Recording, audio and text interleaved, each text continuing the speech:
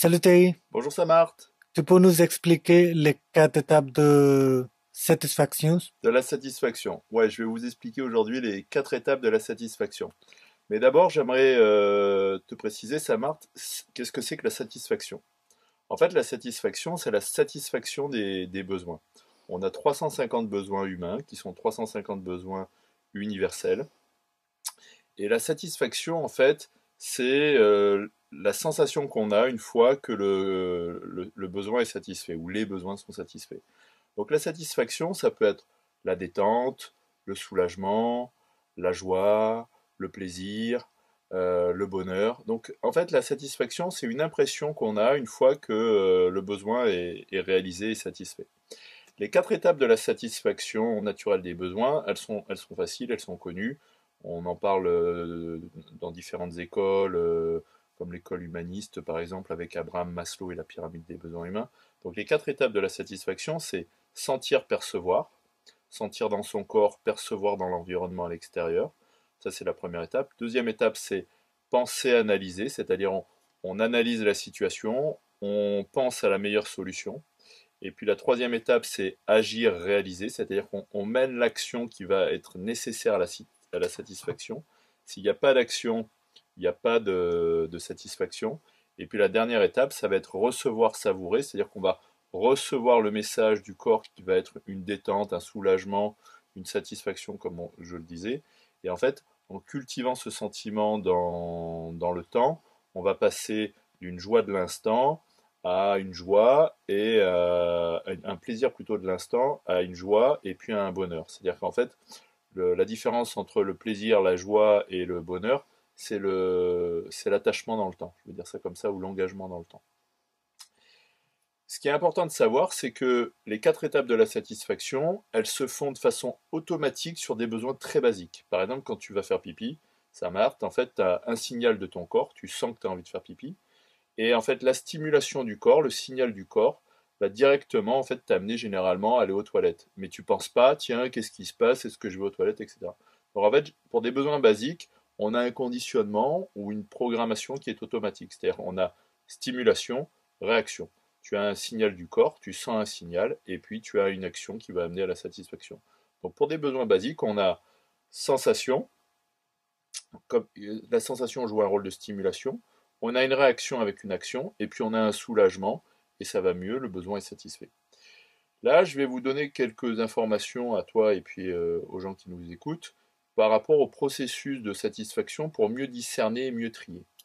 Donc la première étape, c'est sentir, percevoir. Donc on va d'abord sentir à l'intérieur de soi les signaux du corps, voir de quoi on a besoin. Et percevoir, on va s'apercevoir à l'extérieur de la situation. Là déjà, en sentant ce qui se passe à l'intérieur de soi et puis en s'apercevant de ce qui se passe à l'extérieur, on peut trier et discerner pour savoir si son besoin est normal et naturel. Par exemple, je te donne un exemple. Si j'ai froid et qu'il fait chaud à l'extérieur, tiens, est-ce que c'est normal? Si je sens que j'ai faim alors que je viens de manger, tiens, est-ce que c'est normal? Non.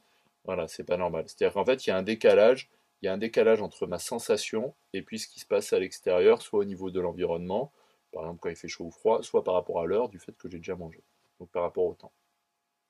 Donc déjà, quand tu sens et quand tu perçois, tu peux trier pour voir si ton besoin il est normal et naturel. Et là, ça te permet de voir si tu es dans un besoin réel ou dans une compensation, un désir qui serait en fait, ou bien est-ce que tu es en train de tomber malade? Est-ce qu'il y a un bug, quoi? Est-ce que tu es en train de tomber malade? Est-ce que tu as un autre besoin qui n'est pas satisfait, qui est caché par autre chose? Il peut y avoir des bugs. Donc d'abord, première étape, sentir, percevoir, et puis trier pour voir si le besoin est normal et naturel, savoir ce qui se passe.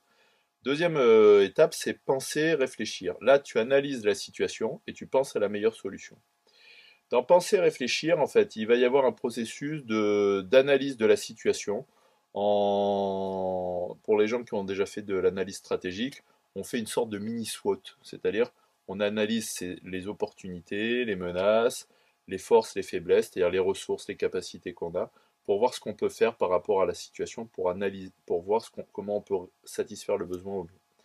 Et on va choisir aussi la meilleure solution par rapport à ses critères de choix à soi, et puis par rapport à ses valeurs. C'est-à-dire qu'en fait, un critère de choix, c'est qu'est-ce qui est le plus important pour moi.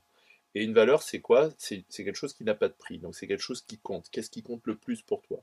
Et par rapport à ça, en fait, on choisit la meilleure solution en fonction de la situation, des opportunités, des menaces, des ressources qu'on a à disposition, de ses critères de choix, de ses valeurs. On choisit la meilleure solution pour satisfaire le besoin. Et là, on va passer à l'action. Dans l'action, il va y avoir la planification de l'action, c'est-à-dire on va dans le temps, on va se dire voilà, je vais faire ça, ça, ça, ça, ça et ça. Et puis il va y avoir la concrétisation, c'est-à-dire la réalisation concrète. S'il n'y a pas d'action concrète, il ne peut pas y avoir de satisfaction. Pas d'action, pas de satisfaction. Et ça, c'est très important, notamment quand on fera le lien avec le freezing, c'est-à-dire l'inhibition de l'action qui nous rend malade et passif. Et ensuite, une fois que l'action plutôt nécessaire à la satisfaction est mise en place, il va y avoir donc recevoir et savourer. Et là, on va revenir au corps. C'est ça qui est intéressant. C'est-à-dire, on s'aperçoit dans le processus de satisfaction que ça vient du corps. Il y a un signal du corps, il y a des besoins du corps. Et ça se termine par un message du corps qui dit ça y est, je suis revenu à l'équilibre, je suis redevenu à un état de bien-être normal, je suis bien dans ma peau, j'ai plus de besoins qui sont à satisfaire. Et donc il va y avoir un message du corps qui va être une détente, un soulagement. On a des mots aussi comme la plénitude en français, je ne sais pas si tu connais la plénitude, ou le contentement. Chez vous en Inde, ça doit être le nirvana, je sais pas c'est le bonheur. Voilà. Et en fait, là, ce qui va être intéressant, c'est d'écouter le corps pour percevoir le signal. C'est-à-dire, ça peut être un plaisir. Le plaisir, c'est une sensation. Ça peut être une joie. La joie, c'est une émotion. Et puis, ça peut être aussi quelque chose qui va être plus durable et qu'on appelle le bonheur en France. C'est-à-dire qu'en fait, c'est un sentiment de contentement qui dure dans le temps. Le bonheur n'est pas forcément quelque chose de facile, parce que par exemple, la joie, elle est normale et naturelle quand il y a de la réussite et du partage. Et donc réussir, parfois, ça demande de travailler, etc., etc. Mais on peut avoir un sentiment de réalisation de soi qui peut être dans le bonheur, alors que bah, il y a des épreuves, etc., etc. Et donc en fait, la vraie satisfaction par rapport à ça, c'est pas forcément le soulagement de faire pipi, ça va être un engagement et un attachement dans le temps pour construire et se réaliser dans le temps de façon plus durable. Et c'est là qu'il va y avoir la différence entre un plaisir de l'instant et un bonheur d'une vie, quoi. Je veux dire ça comme ça.